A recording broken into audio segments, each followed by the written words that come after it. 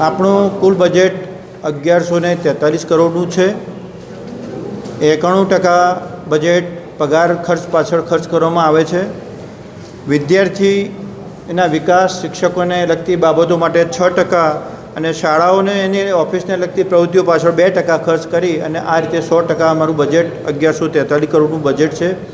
તમે જે સર્વેની વાત કરી તો અત્યારે ડિસેમ્બર મહિનાથી આગામી જૂન મહિનાની અંદર કન્યા કેળવણીની શાળા પ્રવેશોત્સવની અંદર જે બાળકો પ્રવેશ પામે એ માટેનો સર્વે ચાલી રહ્યો છે. નવી શાળાઓ ખોલવા માટેનો સર્વે ચાલી રહ્યો છે.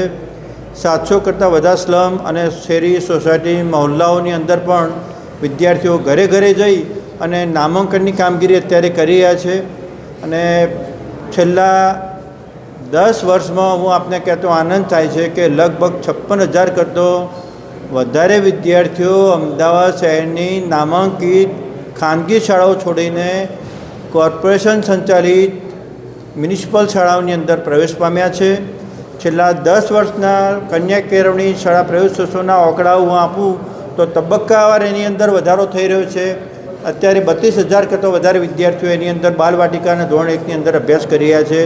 ધોરણ 1ની અંદર વિદ્યાર્થીઓનો વધારો થઈ રહ્યો છે. 2002-03ની અંદર જ્યારે આપણા દેશના યશસ્વી વડાપ્રધાન જે તે વખતે મુખ્યમંત્રી હતા અને કન્યા કેળવણી અને શાળા પ્રવેશોત્સવ ચાલુ કરેલો 2002-03થી અત્યાર સુધીના 2 દાયકાની અંદર કન્યાઓ અમદાવાદ શહેરની વાત કરું તો કુમાર કરતાં કન્યાઓ વધારે અત્યારે શાળાઓની અંદર દાખલ થઈ રહી છે. એનો મતલબ કે કન્યા કેળવણીની શાળા પ્રવેશોત્સવ અભિયાનને જોરદાર સફળતા સાંપડી છે. અત્યાર સુધીના સર્વે દરમિયાન વિદ્યાર્થીઓની સંખ્યા કેટલી? વિદ્યાર્થીઓની વિશેષતા શું છે? કેટલું બજેટ છે એ વિગત? નગર પ્રાથમિક શિક્ષણ સમિતિનું વર્ષ 2025-26નું ડ્રાફ્ટ અંદાજપત્ર 1143 કરોડનું રજૂ કર્યું છે. બજેટનો મહત્તમ ભાગ એટલે કે 91% ભાગ એટલે કે 1,042 કરોડ પગાર ખર્ચ પાછળ વાપરવામાં આવશે. વિદ્યાર્થીઓ અને શૈક્ષણિક અને શિક્ષકોની લગતી પ્રવૃત્તિઓ પાછળ 7% ખર્ચ એટલે કે કુલ બજેટના 77% ખર્ચ કરવામાં આવશે. શાળાઓની સજ્જતા અને શૈક્ષણિક પ્રવૃત્તિઓ માટે કુલ બજેટના 2% એટલે કે 23 કરોડ રૂપિયા ખર્ચ એની પાછળ કરવામાં આવશે.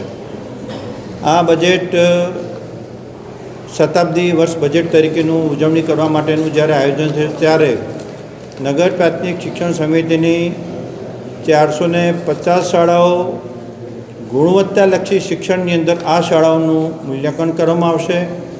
મૂલ્યાંકનની અંદર વિદ્યાર્થી, શિક્ષકો, શાળા આ તમામ પેરામીટર્સને ધ્યાનમાં રાખી અને જે શાળા A+ ગ્રેડની અંદર આવે એવી 100 અલગ શાળાઓ તારવી અને આ શાળાઓ પણ બાજુની જે વીક શાળાઓ છે એને દત્તક લે એ માટેનું નગર પ્રાથમિક શિક્ષણ સમિતિ તરફથી પ્લાનિંગ કરવામાં આવેલું છે. આ બજેટના જે ખાસ કરીને મને કહેતો આનંદ થાય છે કે આખું બજેટના કેન્દ્રમાં વિદ્યાર્થી છે, શાળા છે, શિક્ષક છે, બેસ્ટ સ્કૂલ મેનેજમેન્ટ કમિટી છે.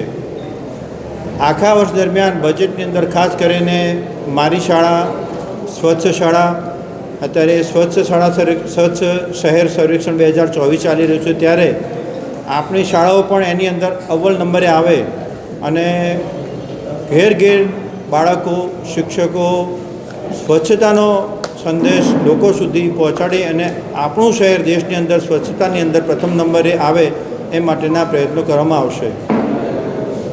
વિદ્યાર્થીઓના જે ન્યૂ એજ્યુકેશન પોલિસી 2020ની અંદર જે વિદ્યાર્થીઓના હોલિસ્ટિક ડેવલપમેન્ટ માટેની વાત કરવામાં આવી છે ત્યારે વિદ્યાર્થીઓ માટે જુદા જુદા પ્રકારની 70થી વધુ સ્પર્ધાઓ એવી છે કે સીધી વિદ્યાર્થીઓ એની અંદર ભાગ લઈ શકે.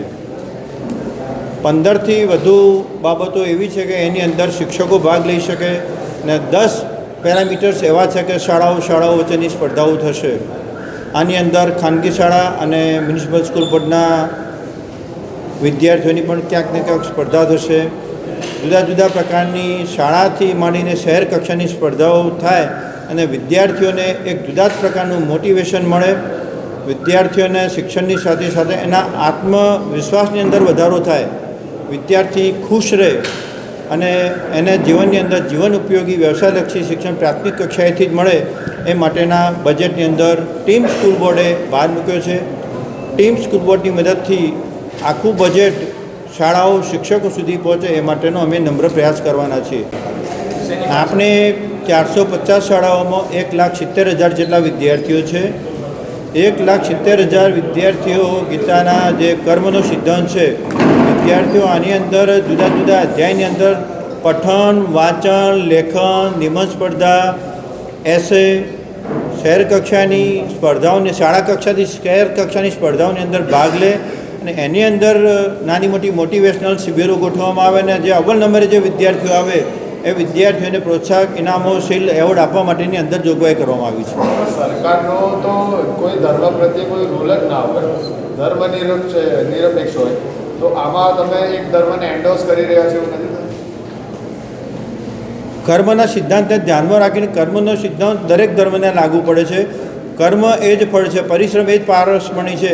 એટલે એમાં કોઈ ધર્મ નહીં પણ સાંપ્રદાયિક ધ્યાને રાખીને આપણે આગળની કામગીરી સાહેબ, કરીશું. નવી શાળા અંગ્રેજી માધ્યમની અથવા તો એ લોકો જોગવાઈ છે, કેટલી જોગવાઈ છે? આખા રાજ્યની અંદર અંગ્રેજી માધ્યમની 55 શાળાઓ છે. 10,000 વિદ્યાર્થીઓ અભ્યાસ કરે છે અને આગામી સમયની અંદર અત્યારે 28 ફેબ્રુઆરી સુધી સર્વેની કામગીરી તમામ શાળાઓની અંદર 700 સ્થળની અંદર સર્વેની કામગીરી શિક્ષક મિત્રો કરી રહ્યા છે. તો જે એરિયાની અંદર વાલીઓ ઈચ્છે ગુજરાતીમાં ઈચ્છે તો ગુજરાતી, હિન્દી, ઉર્દુ, અંગ્રેજી જે પ્રમાણેની વાલીઓની ડિમાન્ડ હશે એ ભાષાની અંદર આપણે એ પ્રાથમિક શાળા ખોલવા માટેનો ટીમ સ્કૂલ બોર્ડ, નગર પ્રાથમિક શિક્ષણ સમિતિ પ્રયત્ન કરશે. સાહેબ, આપણે કોર્પોરેશનની શાળાઓ કેટલી છે હાલમાં? જર્જરિત શાળાઓ કોર્પોરેશનની જે છે 53 શાળાઓ છે.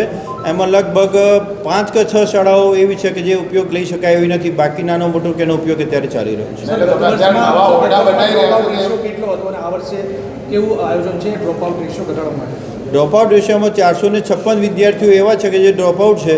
આ વિદ્યાર્થીઓની અંદર ડ્રોપ આઉટ 456 એટલે 1,70,000માંથી 456 વિદ્યાર્થીઓ એટલે કંઈ ના કહેવાય, 0.5% ડ્રોપ આઉટ બી ના કહેવાય. એટલે આ વિદ્યાર્થીઓને અત્યારે 10 માર્ચનો બ્રિજ કોર્સ અમે કરી રહ્યા છીએ અને બ્રિજ કોર્સ પછી એપ્રિલ મહિનાની અંદર જે વાર્ષિક પરીક્ષા આવશે એ વાર્ષિક પરીક્ષાની અંદર આ બાળકોને સીધા આપણે મેઇન સ્ટ્રીપ કરાવી દઈશું. એટલે 0% થઈ જશે? હા, 0%. Okay, thank you.